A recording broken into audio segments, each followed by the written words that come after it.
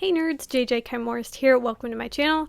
Today I'm going to be talking a little bit about apps and websites that I use as a writer. I know I will probably be adding on to this list in the future, so I'm going to call this part 1. Part 2 coming, I don't know, we'll see. Before we get started with this content, make sure you hit subscribe and ring the little bell thing to get notified when I put out other content such as this. And you can go ahead and join my reader community as well. Link to that will be down in the description. If you join my reader community, you will get access to bonus content as well as a monthly newsletter from yours truly. I'm also doing some giveaways here in my newsletter for the next couple months, so feel free to join that down in the description.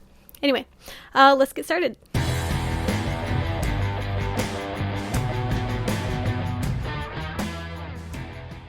Oh, before I launch into all these suggestions for different apps and websites, just know that I'm not being paid by any of these apps or websites to say any of this. This is just me just suggesting stuff that I've found helpful recently. And yeah, hopefully you might find them helpful as well. Okay, so first off, I'm going to kind of organize this by, different categories of things that I use for my writing business. So first off, the things I use every single day, things that I have pulled up on my computer, like just tabs that I basically hardly ever close. That is going to be, first of all, the, dictionary and thesaurus that I have pulled up constantly because I, of course, use, mostly the thesaurus, but, the dictionary app comes in handy a lot too. The only annoying thing with this website is, of course, there's a ton of ads. I think you can pay to have it without ads, but yeah, I don't know. You just kind of got to click X a lot of times when you open these pages. But yeah, if you guys have any suggestions as far as like thesauruses and dictionaries online that don't have ads, drop that down in the comments. Also, what I have pulled up on my tabs is OneDrive, which is where I, back up all my work. So I should probably do this every single day, but I usually only do it maybe twice a week, where I will just drag and drop the file that I'm working on into OneDrive just to make sure that it's uploaded to the cloud, and in case, something happens to my laptop, I will have my work saved. I know you can auto-save to OneDrive, but I've had issues with that before, like you can have it automatically go to OneDrive, but I, a lot of the times, will take my laptop to places where there's no Wi-Fi and I'll want to write. Of course, you have to disconnect the whole upload to OneDrive thing, and I've had some issues where because of that, it didn't save or something, and I've lost work that way. So I just don't have it automatically connect to upload to OneDrive just because I write different places. Sometimes I write in my car and stuff. So, oh my gosh, I'm sorry, I'm losing my voice. So yeah, that's why I don't do that. And the other thing that I have pulled up on my tabs is Google Docs / Google Sheets. Mostly I use Google Sheets because I use it as my spreadsheet for keeping track of all my writing. I can be kind of type A sometimes. And I like to keep track of how many hours I spend writing every day and how many words I have added and what my average words per hour is. Oh my god, I'm losing my voice. Oh my god, okay. Sorry about that. I like to keep track of the words that I write every day and the amount of hours that I spend writing every day, and then the average of my words per hour, which is totally stupid, but I don't know. I just like looking at that number, and I try to beat my record. Not necessarily beat my record, but I like to at least write 500 words an hour, and if I write less than that, I'm kind of you can do better than that. Come on. So yeah, I don't know. I just like having analytics on things, and so I spend time doing that. And I could very well use an Excel sheet for this. However, I do kind of jump between different computers sometimes, and I like that it's, online. I can just sign into my email and then find that spreadsheet from there without having to send it to myself and stuff like that. So that's why I like using the Google Sheets thing. I also use Google Docs too if I'm working on an outline. I'll, be able to work on it on my laptop, and then if I go to work and sign to my email, I can also work on my outline and stuff at work. So, yeah, the whole Google Docs and Google Sheets things works pretty well. All right, next up, I'll be talking about the sites and apps that I use for running my business.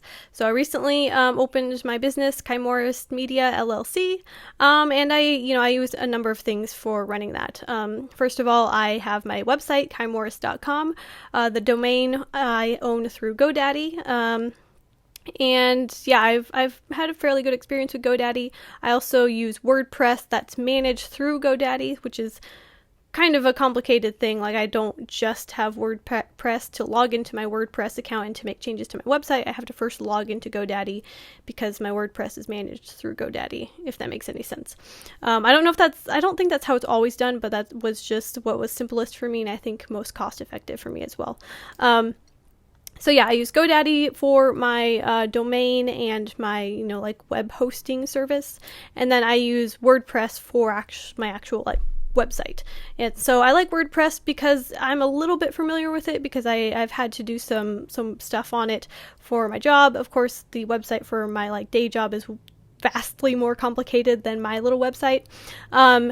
But I was a little bit familiar with how it works a little bit, so that's why I went with WordPress. I also heard WordPress had a lot of good reviews, and so I went with WordPress, and it is fairly straightforward as far as like editing your website. There is some stuff that's like, I don't know, it just takes me a long time to figure out every now and again, but for the most part, it's been fairly pain-free, and I'm able to figure out how to put things on there that I want to do. And then also on my website, I have a little widget thing called Buy Me a Coffee, and it's basically just like a little donation button thing that people can use. Not that I've had many people use it. I have had one or two, which has been cool, but basically you can click on there and you can buy me a coffee. And it's cool because you don't really have to do anything other than like connect your bank account and stuff like that. And if people just really like you for some reason and feel like buying you a coffee, they can do that, which is cool. So have that like as a widget, so it's like linked into my website, and then I also have like the link that I have in my Linktree, which I'll talk about here in a little bit.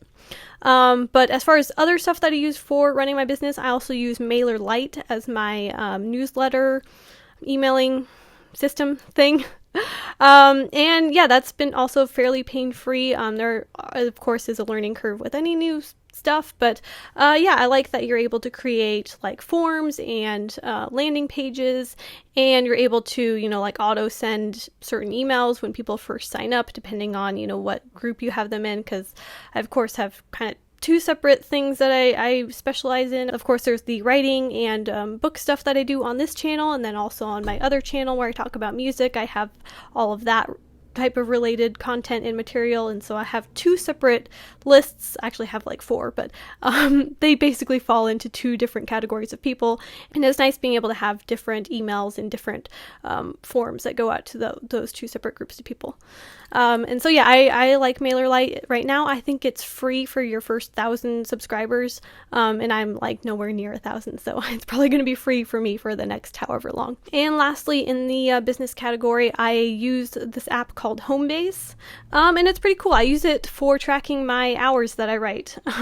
Again, a little type A, a little weird, but yeah, basically it's this little purple app thing, and you just clock in and then you clock out when you're done. If you remember, sometimes I forget, and you can go back and adjust that if you need, but you can also clock out for breaks and stuff like that. And then you can go and look at, how many hours you worked that week and stuff.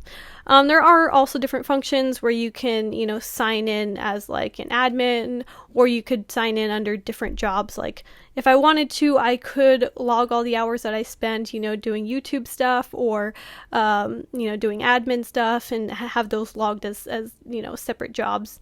But I haven't really played around with that much yet. But yeah, it's cool. It is definitely intended for, a bigger business, people with multiple employees and stuff like that.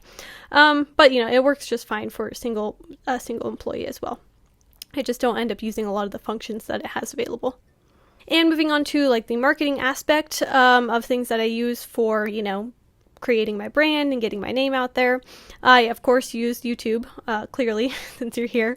And YouTube has been probably the biggest marketing, I guess, platform for me, which is where I spend most of my time uploading content to, and doing all that good stuff between both of my channels. So YouTube's been good for me. My other channel, I am able to monetize and get a tiny bit of money off of that.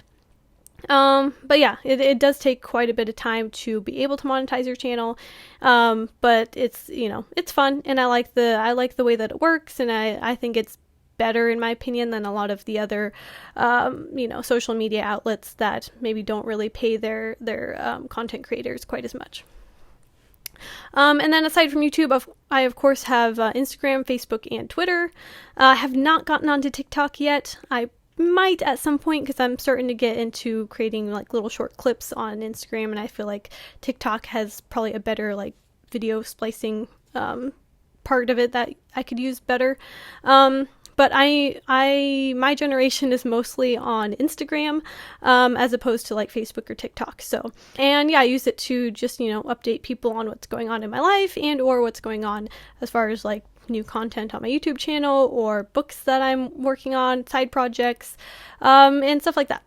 And then I of course also have Facebook, though I don't really use it as much. I basically just use Facebook to upload links of my videos when I create them, or just share other people's videos that I enjoy or come across. What I majoritively use Facebook for is like the Facebook groups. For my other channel, I am a part of a lot of like different band fan pages, and I get to interact with other fellow fans of that band through Facebook groups. So that's mostly what I use Facebook for, but I'm not really on there a whole lot. And then last but not least, as far as social media goes, I have Twitter, and Twitter, it's kind of a love-hate relationship between me and Twitter. I don't really get why people like it so much, if I'm being completely honest. Yeah, I have it, and it has been a fantastic tool for me just because of all the Twitter pitch wars that, you can be a part of on there. And I think if you, have no other social media as a writer, you should get a Twitter account simply for those Twitter pitch wars if you're trying to be a traditionally published author. If you just want to be indie, who cares? But if you are trying to get traditionally published, absolutely get a Twitter and absolutely try and participate in those Twitter pitch wars. Again, that's how I am able to publish my first novel. So yeah. Suggest Twitter, though I am like hardly ever on there, because between all my social medias and all my newsletters and all the stuff that I have is just, it's so time consuming. And I'm really honestly kind of bad about keeping up on social media. But yeah, I don't know, it's a part of business in my opinion, and it's a part of creating your brand and getting your name out there. And then also, as far as marketing goes, the other thing I use for creating posts is an app called WordSwag. And basically, if I want to just make a simple sentence statement, let people know something in picture format to upload onto Instagram, then I'll just create a cute little graphic on there real quick. And yeah, I only use the free version, so there's a lot of like fonts and like backgrounds and stuff that I can't use. But the free version, still gives you a lot of stuff, and I haven't felt a need to pay for anything on there just yet.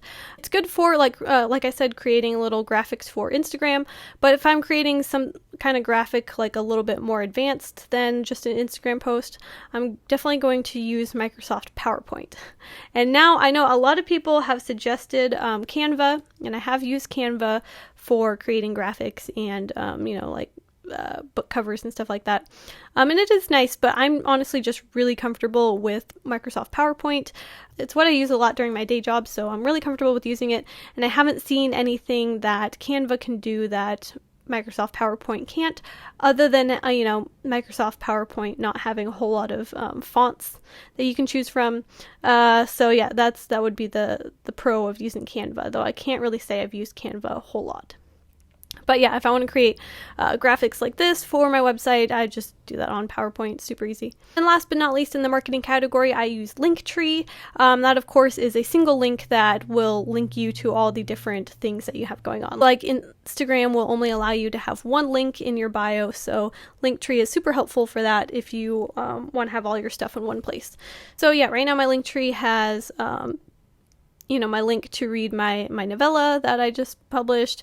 It also has a link to the music that goes along with the book, my Buy Me a Coffee app, my website, a link to my Metalhead YouTube channel, a link to my author YouTube channel, and then my newsletter as well. So yeah, it's nice. It looks pretty too. You can customize it. Even on the free version, it has pretty good customizable options, which I of course only use the free version on basically everything.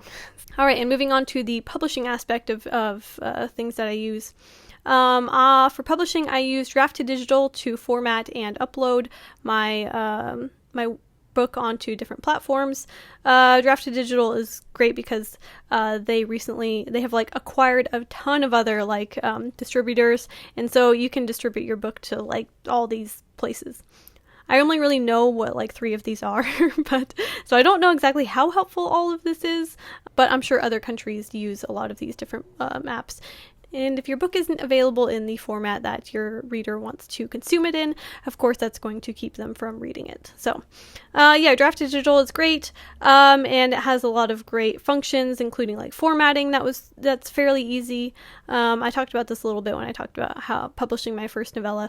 You know, there I did hit some snags, but for the most part, you know, I really only have good things to say about Draft to Digital.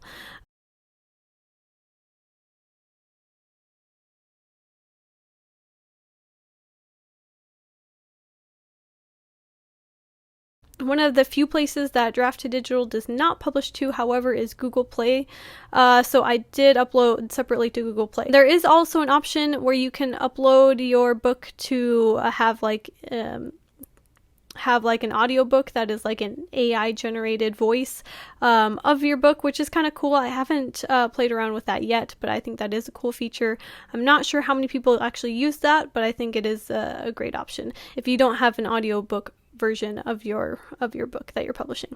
And then of course there's also Amazon that you can upload directly to, and I know a lot of indie publishers just publish direct to Amazon and nowhere else, and that is just fine with them, which I think you can get by with just publishing to Amazon and not publishing anywhere else.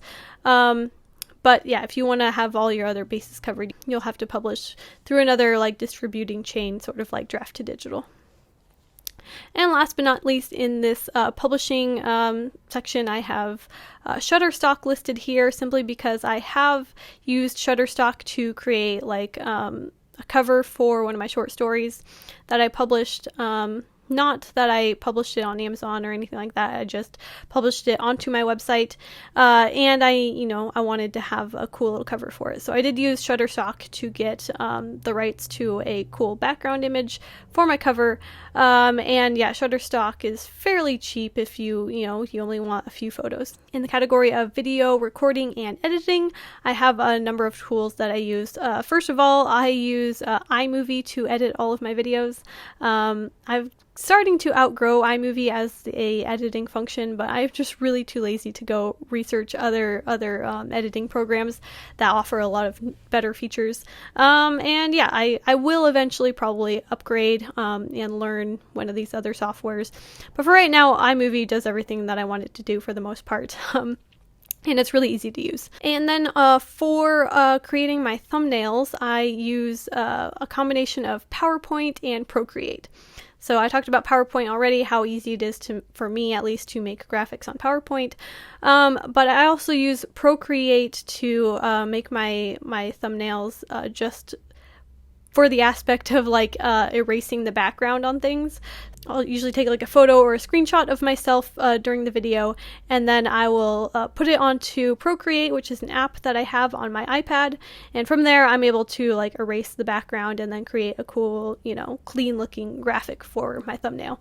Definitely not something that you need to have. Like I've also done this same exact thing using just the Edit app on my iPhone, which is a little bit harder to do and a little bit more time consuming, but it still works.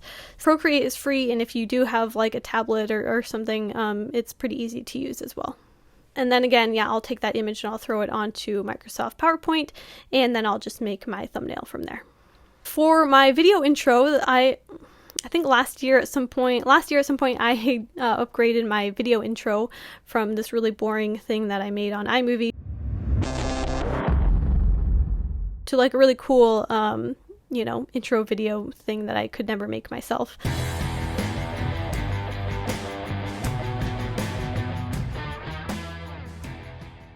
And for that, I used the website Placeit. They have a ton of really cool templates that you can use and customize to make your little intro thing. And I think to download your video, I think it was only something like $7 a video, which is not bad for something that I'm probably going to use for the, X amount of years going forward. And I also used the website Pond5 to get copyright-free music for that intro video, which you can type in actually really specific things that you want into the little search bar there, and it'll populate a bunch of different options for you. And yeah, it'll basically let you download a free sample of it, which is pretty long. I think the other day I downloaded like a 2-minute long sample, and I only needed like a minute of it. So yeah, Pond5 is great for getting copyright-free music. Because of course, if you put any copyrighted music onto YouTube, it will catch it and demonetize it. And then for my interviews that I do with various other authors and people in the writing community, I use a combination of 2 different platforms. My first choice is StreamYard. That is the platform that I use when I do band interviews with music crusaders, and it's really I think more user friendly, and it has a better picture quality, and it has a bunch of different customizable options, and it's more so meant for like video recording. And yeah, I really prefer it. I really prefer the finished product when I use StreamYard. However, the only thing is that you have to have Google Chrome as your browser in order to be able to use it. So I usually ask whoever I'm going to interview beforehand if they have Google Chrome. If they don't, then I will just use Zoom. And Zoom works just fine. The only annoying thing with Zoom is it only lets you record 40 minutes before you have to start paying for it. So I have, in the middle of an interview, had to sign into my Zoom account and type in my credit card and pay really quickly for the subscription service, just so that I could finish out that interview, which is super annoying. I've also paid the monthly fee for Zoom, which is like $16 something, and had not done a single interview that month. So Zoom I don't really like, but the nice thing about it is pretty much it's compatible with everything, and everyone knows how to use it, everyone's comfortable with it, and everyone can easily access it. And lastly, this is kind of like my miscellaneous category for random things. And other websites that I want to suggest to you guys. The first one is Reedsy. Reedsy is awesome if you are looking for like cover artists or editors or things like that. I have not actually hired anyone from Reedsy just yet. However, I did put in a few queries to some artists to see how much it would cost me to get like a schematic done for one of the weapons in my fantasy novel. And so there's actually so many freaking talented artists on there. Like you wouldn't believe some of the covers that you'll see on there. They're just beautiful. And I'm sure, you pay a pretty penny for those covers as well. But the nice thing about Reedsy is they vet all of their people on there. So you're not going to get a bunch of like spam. Because like I have also put out a query onto, like, I've just thrown out a tweet saying like, oh, suggest your cover artist to me or whatever, and I've gotten so much spam from people who are like clearly are lying about their art abilities, and or they send me their portfolio with stuff that's really not very professional. So yeah, it's nice to have a website that has people who are already vetted and who are professionals in the field. The next website I'll suggest is called Artbreeder. This is one I've only used once or twice, but it's really fun for creating like images of your characters. So it's really customizable. I haven't used it in a while, but yeah, you can kind of upload like a base picture and kind of edit it and change things, and you can come up with a really cool image of what your characters look like. And last but not least, I also use Pinterest sometimes when I'm kind of brainstorming a new book. I'll create a separate board with like a bunch of different like ideas, images, or just aesthetics that I'm going for with the book that I'm going to come up with. And yeah, it's also good for like finding like character like ideas of what characters might look like, or what your world might look like, or just stuff like that. Pinterest is fun, and I also know there is like a mood pitch, like a mood pitch thing, which is like a Twitter pitch contest. So if you're participating in that contest, then yeah, Pinterest is definitely going to be your friend for that. Anyway, that's it for my list so far of apps and websites that are helpful for me as a writer to use in both writing and running my business. And yeah, let me know down in the comments what other websites and stuff that you suggest that I check out, or that you have found helpful that were not on this list. Anyway, make sure you hit subscribe, like, share, do all that fun stuff if you feel like it, and also join my reader community. Link down in the description. Anyway, thanks so much for watching, nerds. Till next time.